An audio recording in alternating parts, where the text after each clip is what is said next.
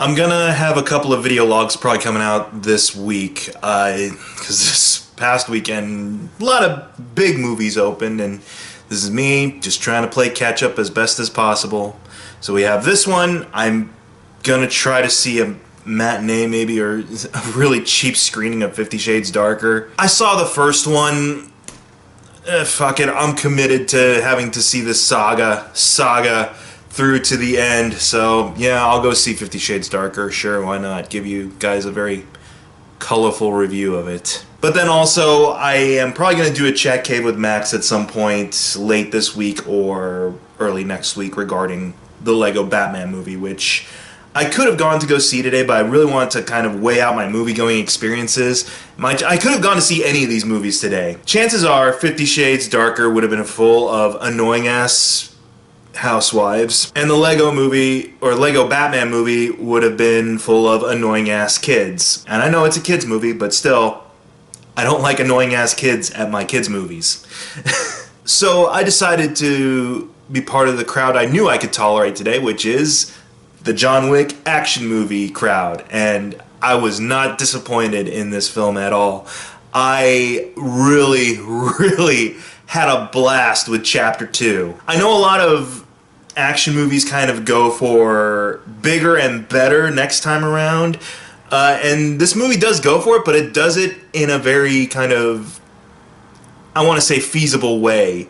Even though there are gigantic, like, universe-bending leaps of logic in this movie, but I'm perfectly okay with that, because at least the pacing of the film is very well constructed. The acting actually is really good. I mean, there's not a lot needed in terms of, like, really gigantic, like, profound acting moments in the movie like this, but you know what? They got high-caliber people in these roles, and Keanu Reeves is able to anchor it with a solid action lead performance. But yeah, the fight choreography, the stunt work, the awesome set pieces for all these fights to take place in, it is spellbinding. It is just like my mind was blown about as much as every other henchman's head in this movie was. So many headshots, so much head exploding, but really well done head explosions. So this film really just picks up pretty much where the last one left off. It doesn't really miss a beat. It starts off with John Wick coming to confront Peter Stormare, who plays the brother of Michael Niskvist, the main Russian guy in the first movie, and Alfie Allen's uncle, essentially. He runs this drug trafficking ring that uses, like, stolen cars and cabs to hide his smuggled goods in, and John Wick's car from the last movie just happens to be one of those cars that was pilfered and put into his complex. So John Wick is on the hunt for his car in the beginning of this movie, and Peter Stormare is shitting bricks over the fact that John Wick is coming to his place of business. With good reason, too, because when John Wick shows up, massive body count. Throughout this movie, I'm pretty sure Keanu Reeves doesn't just double his body count from the previous movie, he triples it. I'm pretty sure that all of the henchmen that he just does away with in this film more than enough outnumbers everyone he dealt with in the first installment. So you got Peter Stormare there telling his henchmen essentially what Michael Niskvist was telling Alfie Allen in the first movie, like, you should be scared of this guy. This guy is a freak of nature. He is an unstoppable killing machine.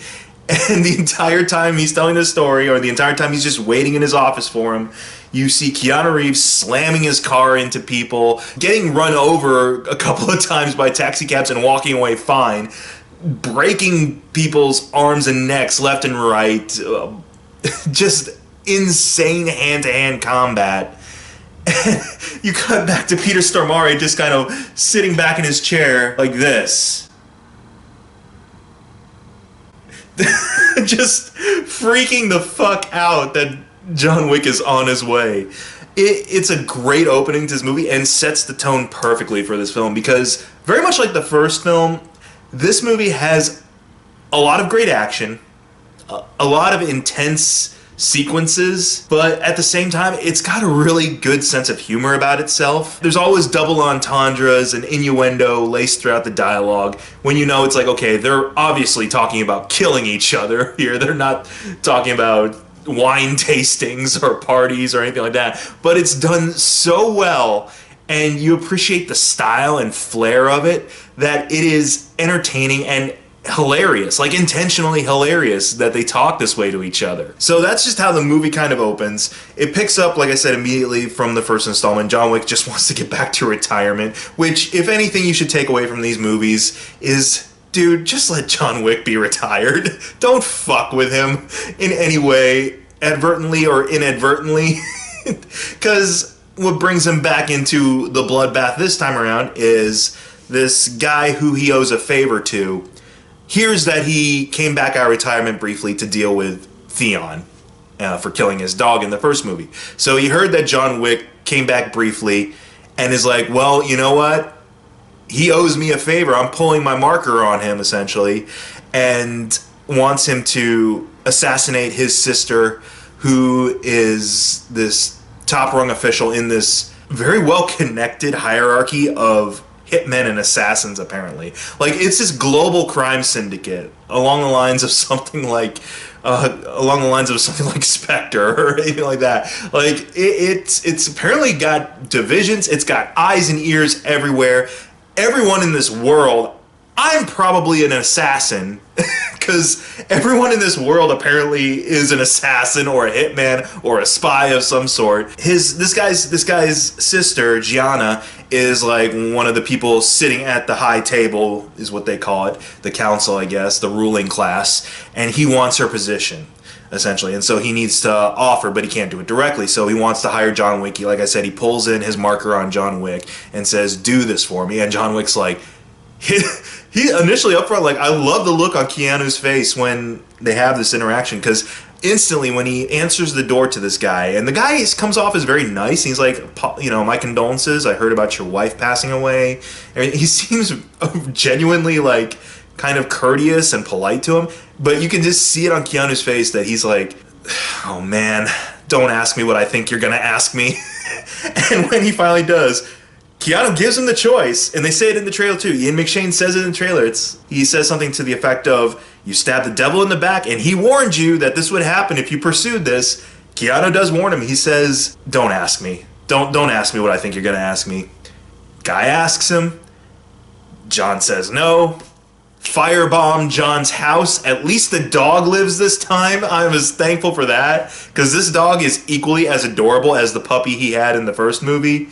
And even though it's not joining him like throughout the rest of the film, essentially to be his hooch, this is an adorable animal, and so I'm glad that they didn't repeat that particular theme of the last film. For the most part, it's staying at the hotel, the Continental, with Lance Reddick, and there's this really fun stare down between the dog and Lance Reddick as the hotel front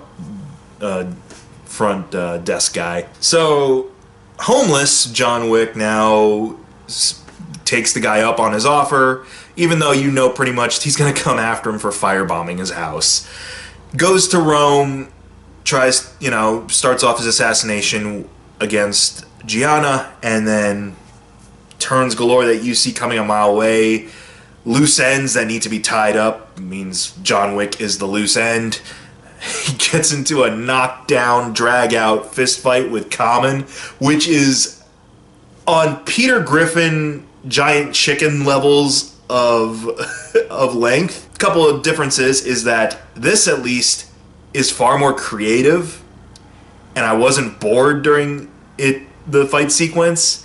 And also, it's funnier than any Peter Griffin giant chicken fight scene you've seen in Family Guy. These guys are shooting at each other.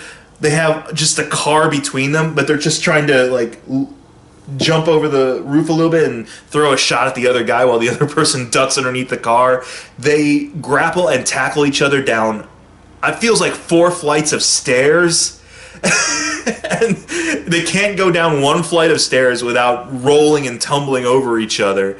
They are knifing each other left and right, slam each other through a window, and then all of a sudden, there's Franco Nero as the Roman Continental hotel owner, is saying, "Gentlemen, you can't fight on continental grounds. You know the rules. Go have a drink and cool down in the bar." And so Common and Keanu Reeves just go to the bar and cool down with bourbon and gin. It's hilarious. It is intentionally supposed to be that funny that they go from this extreme of trying to murder each other with their bare fists to, fuck it, this round's on me. Yeah, I loved it. I love the over-the-topness of this movie, but at no point did it feel like it's excessive, but at no point does it feel like it's too much. It's just perfect in terms of its excessive violence, but also its sense of fun about itself. And like I said, there are some universe-bending moments in this movie, but you just come around to accepting that, man, there are a lot of hitmen in this world. Like, pretty much, you go around the corner, anyone who just gives you a knowing look, just assume they're a hitman, apparently, in this universe, because everybody from a New York street violinist to a homeless guy to a sumo wrestler from the looks of things to a bunch of people in Central Park who, at that point, at the very end of the movie, I'm not spoiling anything here, at the very end of the movie when John Wick finds himself on the run, because, come on, there's gonna be a sequel to this. You see all these people just giving him a knowing look when they hear their cell phone ring, because there's this network of tattooed up receptionists who put out the hit orders on people, and everyone's receiving this worldwide hit order on John Wick. And so you see like this mother with her baby carriage look at her phone, look up at him menacingly. You see the homeless guy from earlier. You see this elderly gentleman with his briefcase, like he's on his way to work, he's just feeding the birds or whatever. Look at his phone, look at him. At this point, you expect Donald Sutherland to just show up on the walkway and be like, It's batshit, but it's so lovably batshit. I had so much fun with this movie. At no point do any of the fight scenes wear out their welcome. Everything is just, it feels like the best video game sequel you'll have in a long while. Just the shoot 'em ups are just hypnotic to look at. And like I said, the set designs and the places where they stage these action beats are so flashy, so colorful. I won't be surprised if, I'm not saying they have to make this happen, but if they can make this a shared universe with Wanted and Drive, make that possible, because I'd love to see a Driver, Wesley Gibson, John Wick team up. The final sequence in this, or the final big action sequence in this, I should say, takes place in this exhibit in, maybe it's an actual New York, or maybe it's MoMA or something, but it's some kind of art exhibition in New York called Pathways to the Soul or something like that. But all it is all these mirrors. It's a hall of mirrors, like Funhouse style, with lighting all over the place and different kinds of colors and lights playing off of the glass. And throughout it all, like, it is, again, hypnotic and spellbinding, but also the realist in you is having a little fun at its expense, going, how big is this fucking exhibit, this art exhibit? How big and elaborate are they going to make this piece? But you're thankful for it because it holds your attention. At no point did I feel bored in any of these fight sequences and any of the action that they're playing off of each other. At no point did I feel bored during the dialogue, even though it is heavily laced with double entendres and innuendo. At one point in Rome, he goes to see Peter Serafinowicz, who is the sommelier, who is the guy that he would go see for his arsenal, essentially, for this assassination. And they're talking about each of the guns he's going to take with him into combat as, you know, as like they were wines, essentially, like it's a wine tasting. And they're always saying, like, well, now that I've had that, what should I have for my main course? And what do we have in terms of assortment for dessert? And then he shows them a bunch of butterfly knives and shit. It's really well done, but also the fact that I buy that these characters are saying this shit. You know, everyone makes the most out of their roles, big or small, throughout this movie. You've got John Leguizamo showing up for like 2 scenes essentially, but I remember him from the first movie. I liked his character in the first movie as this chop shop guy. He sells me in his one scene with John Wick where he's talking about fixing up his car after the opening sequence.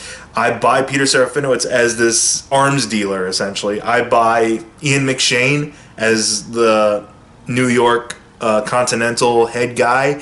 He's really great with this, and Keanu holds his own against these acting titans. I will say one of the bonuses of this movie was I got to see an old New York friend show up for a bit part. He doesn't have any lines or anything like that, but he's a great character actor. I recommend you see him in other stuff. His name's Eric Franson. He's an actor. He's a singer-songwriter. Marvelously funny, marvelously like creative and eloquent gentleman. But you've probably seen him as the German. He was a German ambassador, this fictional German ambassador on the Colbert Report for a couple of years. He had a stint on the Colbert Report again as fictional Abraham Lincoln with a unicorn horn underneath his top hat. I know he was in, I think, 2 episodes of The Blacklist, and he did some voice work for Grand Theft Auto 5. But he's also like a very talented and very funny musician, and he's got great stories. But I see him on the big screen here exchanging gold or exchanging currency with Ian McShane when we're reintroduced to Ian McShane's character when John Wick goes to see him again. My eyes light up, and I immediately go, "Oh my God, Eric!"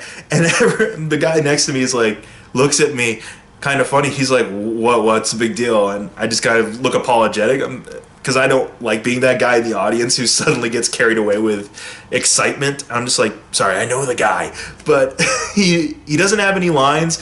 But it was just fun seeing him share some screen time with Ian McShane. And honestly, like, he is such an awesome character actor that I could totally buy him being a part of this universe. Like, if they gave him a more expanded role, I think he would fit in just great in this John Wickiverse. Alright, enough gushing about old New York acquaintances. Time to talk about Lawrence Fishburne. And this kind of digs into a little theory of mine. He is really kind of... You can tell he's having a blast just working with Keanu again in this film. This is one of the more laid-back Lawrence Fishburne performances I've seen in a long while. And he is, it's Lawrence Fishburne not giving a shit, but in the best way possible. Like, he wants to make this good, but at the same time, he's like, come on, I get to play really relaxed. I don't have to be over-explanatory like I used to be with Morpheus to this guy. Thank you. He's this the king of the homeless people, and is training pigeons and doves to like carry messages or carry currency or whatever he's doing. Like, that's the one thing I love about this film too, is that it hints at this grand society of assassins and criminals that are in this universe, but it doesn't get too involved in backstories. It doesn't have to over-explain itself. You just see him and his homeless network, you know, fastening diamonds onto vests for pigeons, and that's it. That's all I need. I get it. He is king of the homeless in New York City. Good on him. But to see him and Keanu working off of each other again is really fun. Again, my fan theory that ties in that this is pretty much just a reformatted Matrix. I feel this works because everyone seems dead set focused on John Wick. There is this kind of very sterile kind of style to the world, even though it is New York City and Rome and all these places we're familiar with. There's a very kind of stylized and sterile look to everything. Everyone can immediately like change their personality and be dead set on killing you at the drop of a hat. I'd like to think this is Lawrence Fishburne as Morpheus in disguise, trying to bring the one back out of the Matrix. Like, this is what happened to Neo at the end of Revolutions. After he saved everybody, the Matrix shifted again, and now it's just about, you know what? Let's fuck with the one. Let's make him this hitman who's trying to retire, and we're not gonna let him. I am wholeheartedly expecting either Carrie-Anne Moss or Hugo Weaving to show up in John Wick 3 as either a bad guy or an ally. One of the two. It'd be kind of fun. So far, this... I'm looking forward to Lego Batman. I'm looking forward, and I'm curious about just how disastrous 50 Shades Darker is. But this was the one movie I was genuinely, like... I was hoping would be good. I didn't have any qualms about 50 Shades Darker being shit, because I'm not expecting it to be stellar. I had a feeling Lego Batman was, and apparently that's going over pretty well. Hopefully it goes over well with me, but I'd heard it in, it's from the same people who did the Lego movie, and they had a good handle on that material. John Wick 2, or John Wick Chapter 2, is the movie that I was placing some good faith in, because for a while I was thinking there's no way they can top what they did in the first movie.